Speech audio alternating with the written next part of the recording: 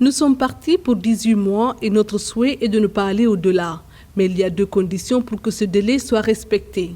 Ces propos du président de transition laissent planer l'idée d'une prolongation du délai de la transition. Pour Mahamat Déby, l'organisation des élections en novembre 2022 devra passer par un consensus au sein du peuple tchadien, mais aussi par le maintien des relations entre le Tchad et ses principaux partenaires financiers. Ces deux conditions ainsi que ces propos mis côte à côte dénotent d'une certaine volonté de ne pas respecter les délais pour l'organisation des élections.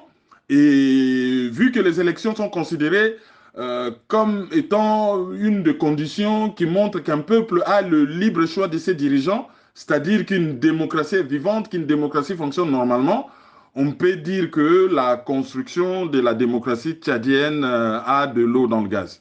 Même si la sortie du président de la transition au Tchad, Mahamat Déby, suscite des interrogations, il a maintenu que le Conseil militaire de transition n'a pas vocation à confisquer le pouvoir. Il a également précisé que les membres du CMT ne se présenteront pas aux futures élections présidentielles et législatives, réaffirmant ainsi un engagement pris devant le peuple.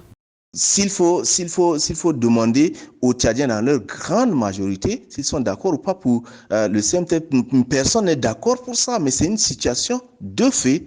Et alors, maintenant, c'est à eux aussi d'œuvrer pour que cette confiance qui a été quelque peu arrachée pour leur donner soit méritée.